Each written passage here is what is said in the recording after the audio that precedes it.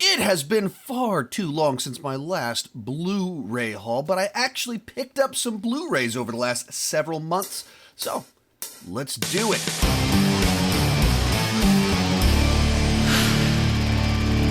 So, I've been trying to figure out why I haven't done as many Blu ray hauls the last couple of years. And at the core of it, it's simply because I haven't purchased nearly as many Blu rays as I used to. And if you just kind of play that out, as soon as this YouTube thing started to take off a little bit, I became the ranking guy. Whenever there was a franchise I needed to rank, that was one that I go back to from time to time, I started going out and buying the movies for that franchise. And then because I was doing Blu-ray haul movies, new movies coming out, started buying more and more of the movies, so it became a pretty big deal for several years there, in particular when my channel was gaining that big wave of momentum initially. And then as time passed, well, I've bought all of the Terminator movies. I've bought all of the Marvel movies or whatever. And then throw into that, I started doing fan mail 5-6 years back, and a lot of people started sending me movies. So I started getting a lot more movies that even filled in the holes in my collection. So a guy named Summeet sent me the whole collection of Friday the 13th movies and several of these big gigantic horror franchises that all of a sudden that hole in my collection was filled by people sending in these movies. And then even something as simple as the local Best Buy that I would do my Black Friday hauls at, that I would just stop by like once a week and I'd wander the aisles and see what they had. It closed down. And so even the way that that's the way I like to do that's the fun version of Blu-ray shopping for me, is just going to Best Buy or wherever, wandering the aisles and seeing that movie that I don't have in my collection at a price that I like, or finding a version that has some cool special features. And that's just kind of gone. So I've started to slow down in my purchases of Blu-rays, and a lot more of what I buy, even some of it is that like the Blu-ray releases for new movies aren't interesting for me. And if they're just going to throw the movie on one of the 17 streaming services I have in 6 weeks anyway, there isn't the rush to go out and buy it. Like, I like when something has nice special features, and so even a lot of the ones some of the ones you'll see in here, they're kind of from some of these more, I don't know, boutique, but these Blu-ray houses that re-release 20, 30, 40-year-old movies, do some new interviews with the cast and stuff like those are the ones that are actually kind of interesting to me. All that said, let's dive into this. And on that point of what I was just talking about, I picked up Flash Gordon. Now, this is a movie that for me, it was like a Saturday afternoon film when I was growing up. That it would pop up on TBS, TNT, and so I'd start watching in the middle of it. I'd watch the first hour of it. It's just kind of one of those movies that I never loved it, but I always was very fond of it. It has a very specific charm to it with its campy nature. It has a score from Queen. And then as I saw the Ted TV show last month. And if you're not familiar with Ted, one of the running gags in it is that the Ted and the lead character love Flash Gordon, and then the actor Sam Jones actually is in part of the franchise too, as himself. And so I watched the TV show, I watched the movies, and I was like, I just want to have Flash Gordon in my house. And I realized I've never owned it. It's a movie I've been watching all of these years, but I've never owned Flash Gordon. And so then they have the Blu-ray for it. It's one of those ones, like I said, that just has all the kind of the wild, cool features and interviews and documentaries and certain older movies from specific studios. The actors and the producers and the writers, directors, they feel totally open to just say it all. And throw everyone under the bus, throw themselves under the bus. And that's one of the fun things about Flash Gordon is there's a little bit of an interesting backstory behind where it came from. And so this was a cool one. Big problem, though, with what this purchase, it's the 4K Ultra HD, no included Blu-ray with it. And my office TV right here, this is where I do a lot of my movie viewing. This is not 4K. This is only 1080. I like this TV more than my 4K TV downstairs. It's just more vibrant. I think it looks better despite not being 4K, but this is only 4K, so I can only watch it downstairs. The rest of my family are not as crazy about Flash Gordon as I am, so I have to go downstairs to watch it, and I can't watch it upstairs, so that's unfortunate. Next two on here are actually DVDs. I don't normally buy DVDs because by now they're very antiquated technology that we're now 2 generations ahead of the tech. They were incredible when they first came out and were replacing VHS. Then as soon as you see Blu-ray on an HD TV, you go, oh, things can get a lot clearer. And 4K, I don't think is that much. My eyes aren't good enough to be able to see the difference. Anyway. Starship Troopers 2 and 3. This new video game came out a couple weeks back called Helldivers, or Helldiver 2. And essentially, it's Starship Troopers as a video game. From the satirical nature of the politics, the push for democracy, liberty, freedom, while showing this totalitarian state, military battling bugs in space. It's Starship Troopers as a video game. And so that got me in the mood for more Starship Troopers. And if you don't know, there's actually 4 direct-to-video Starship Troopers films. The first one, Starship Troopers 2, is pretty shockingly bad and low budget. If you don't know what Starship Troopers is, it's like these big, gigantic military scenes outdoors of dozens of soldiers with machine guns battling hundreds of bugs running at them, and then like dark satirical Paul Verhoeven humor. Starship Troopers 2 starts off and it's at nighttime trying to do the big action sequence, but it's so dark you can't see anything, and it's just like it'll have like a still shot in the dark of like 3 bugs on top of a hill, and that's all you can see. Like everything is so dark. Everything is so close quarters as opposed to the film that just has all these just wide, massive shots showing you the scale of what's taking place. And then the people run and take cover inside, and it turns into The Thing, Species, Invasion of the Body Snatchers, that type of plot where the bugs get in people. So instead of having to do gigantic spiders attacking people, big action sequences, it's just Invasion of the Body Snatchers. It's just The Thing, where you have a human as the alien bug instead of a bug. So it's ultra low budget, doing desperate cost-saving measures to keep the budget down. And everything about it looks and feels so unbelievably cheap. That'll bring us to Starship Troopers 3 Marauder. And this is what a direct-to-video sequel to Starship Troopers should be. And what I mean by that is the star of the movie, Casper Van Dien, star of the first film, it's not like he went on to become an A-lister. He went straight to direct-to-video film, so he's happy to do whatever. So he is essentially a direct-to-video movie star post his one big Hollywood movie, and he's back. He's not in Starship Troopers 2. So he's back in this one, and while it is much smaller, more contained, you can tell it has like literally a fifth of the budget of the original film. It goes for the right tone. It was actually written, the same guy wrote the script for actually both of these. I don't know how he wrote this one, how off it is, but like it tries to have the tone, the satire, the commentary of the original film. It even throws in this song that's part of the Federation, that's a propaganda song that is super catchy, surprisingly effective. But it's direct to video. It's only for big mega fans. If I was going to say only fans, that's something different though. But like you have to know it's direct to video. The effects aren't as good. The scale is smaller. They're having to cut corners. The beginning is like they're in this base, and you can tell they only have like 2 lanes of barracks. And so they just keep like turning the corner in the same set over and over again to try and make it look bigger. There's that stuff. It is low budget. But if you're trying to do Starship Troopers direct to video, this is actually what it should be. There's problems. There's some ideas about religion it explores that aren't entirely clear where they're going with all of it. But it's the right idea for what it should be. And you got Casper Van Dien back. Next up, we have The Toxic Avenger. And to give you a clue of how few Blu-rays I've purchased recently, I bought this one in September. So I just haven't been buying Blu-rays as much. So I was at Fantastic Fest. There's a remake of Toxic Avenger coming out this year. But I saw it back in September.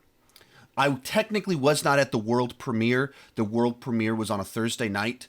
But Cody Leach was in town for the festival with me. He didn't get a ticket into it because the ticketing was pretty wacky. And so that night was the press screening for The Creator in Austin. So instead of going to the world premiere of Toxic Avenger, we went to go see The Creator instead, and Expendables 4. Yay. And then the next day, they did a press screening of Toxic Avenger at 8 a.m. So we got to see it the next day, not technically at the world premiere, but adjacent to the world premiere, which is dramatically less exciting. But we did get to see a movie like at least 6 months before it's being released. Anyway, because there was about... Did I just go, because?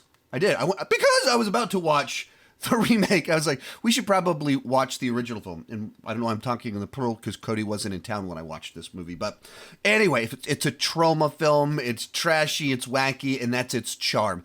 Ultra low budget, going for pure schlock, shock value. Everything's ridiculous. And like with Trauma, like they'll have interviews with everybody. Everybody knows what movie they made. Everybody knew what movie they were trying to make. And so sometimes it's just a lot of fun to have them like just tell the stories of how rowdy and obnoxious everything was. But Toxic Avenger, actually, so it's a very trashy, hard R movie, graphic violence, boobs, drugs, all of it.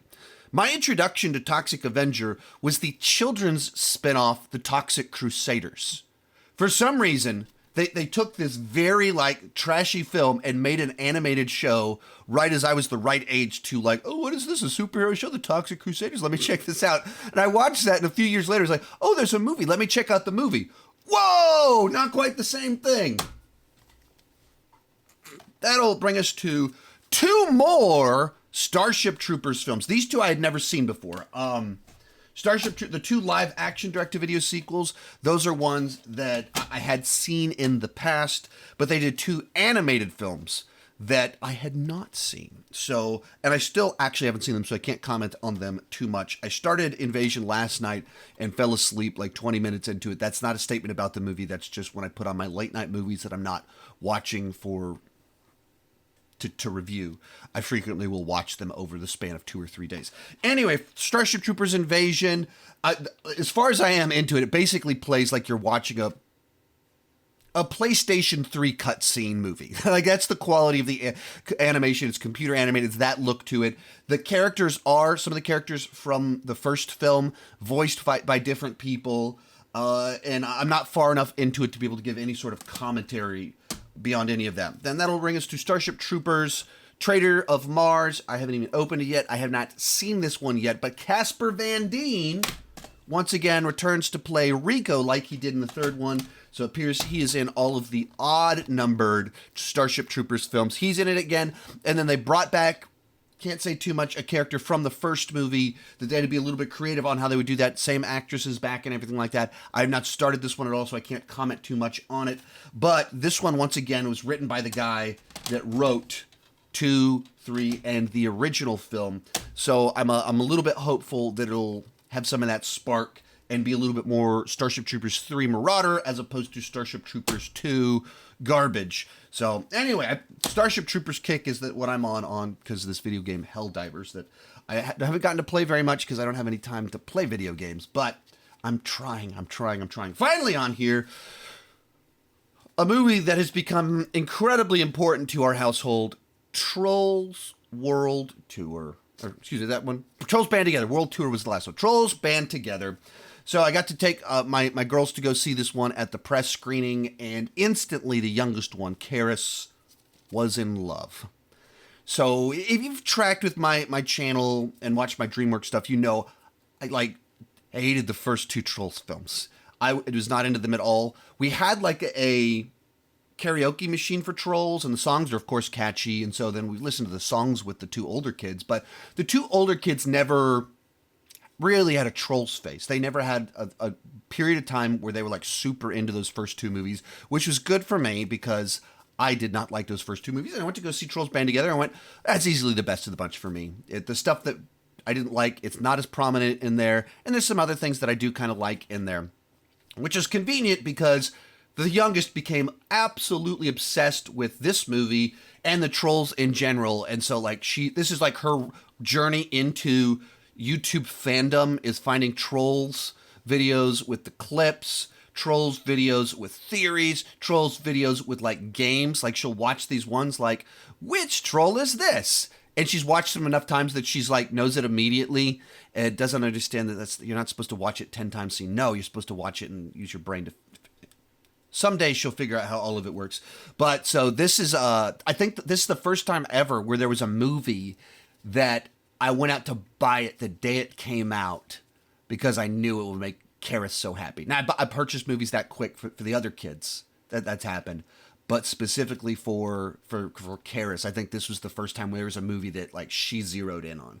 This is her movie, and I just wanted to get something for her that would make her happy. It's something so funny. It happens to be for a franchise that, historically speaking, I have not been the biggest fan of. But these are always fun to do. It gives me opportunity to talk about movies I can't really make a video about, or you know, it wouldn't make a lot of sense to make a video about them, like with Starship Troopers and telling my Starship Troopers tales. Or if I did a ranking over here on the second channel, you know, just no one would really watch it. But so it's just kind of fun because it's like story time with Sean. So there you have it. Where is it? There we go. Right there. That's a thumbnail picture right there. I don't even know why I don't know why I'm posing for a thumbnail while I'm still recording. Normally I like keep talking movies too much, and then I start posing for the thumbnail. For some reason, I was still talking to you and started doing this. There it is. That was a good one. Let's hope that's the thumbnail right there. Hey, hopefully I'll try my best to buy more movies and be more intentional, especially like I said with some of these smaller ones. I'm starting because I've clicked on some of them and ordered a few of them. I'm getting a few more in the mail a little bit. Actually, let me go grab one more for you. This is a weird video. So as I was talking about how I've started to order a few more of these, my brain finally opened the file and remembered I'd also, in the not too distant past, purchased Hard Target from one of these a little bit more boutique Blu-ray shops. And apparently, I didn't know this. Like, I'm a massive Hard Target fan, big Jean-Claude Van Damme fan.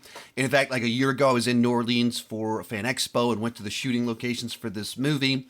But they put out this 4K of the film, didn't do a lot of promotion or anything like that, and I was watching a video about the movie, and they just suddenly mentioned, yeah, last year they put out a 4K that is actually the extended cut of the movie that has a couple extra minutes of violence that it's nothing dramatically different, no subplots or anything like that, but there's just a little bit more action and a little bit more violence that they had to trim back to get the R rating. So as soon as I heard that, I went out and I bought the movie and watched it. And it is interesting because I've seen the movie, 50 times. I mean, I've seen the movie so many times that you can start to feel the pacing of a film. And even when they would, like, there's a section in the opening credits chase in it where something blows up. And in this cut, there's like an extra 4 seconds where there's a second explosion. And I was like watching it like, wait, that was longer. There's a little bit more there. And so it's pretty cool. And then beyond that, like it has interview with the director, all sorts of stuff, kind of talking from the time from another movie. Kind of a pretty interesting backstory because it's a movie that no one associates with Sam Raimi, but Sam Raimi was very involved in the production. And essentially it was John Woo, legendary Hong Kong director, has gone on to be a big Hollywood guy too. This was his first Hollywood film. He barely spoke English. And so the producers were worried that John Woo wouldn't be able to handle the production. So they had Sam Raimi. And this is early 90s Sam Raimi. This is 10 years before Spider-Man Sam Raimi. He did Darkman. So he himself wasn't the way we think about him, but he was very involved in their system. So they had him on set to potentially take over if John Woo couldn't cut it. Now, John Woo is a legend. So, of course, John Woo could cut it. Oh, Sam Raimi. I've got a picture with Sam Raimi right here on my desk. Little display. You can tell I'm in a weird mood right now because I'm just seeing things destroying my desk. I'm like, oh, let me show you something real quick. Anyway, so one more that I did purchase sometime fairly recently within the last year. Once again, we're going to pose while you guys are all still here watching. Awkward as can be. There it is right there. That looks like a thumbnail picture. Tell me in the comments, were you able to spot the exact frame that turned into the thumbnail? Hey, let me know what cool movies you guys have picked up recently. I'm going to try and do more of these this year. I'm going to be more intentional about looking at those boutique shops. Like I already ordered a 4K of Masters of the Universe. Can't wait to check that one out. It's got some cool special features on it. And keep talking physical media too much. Bye-bye.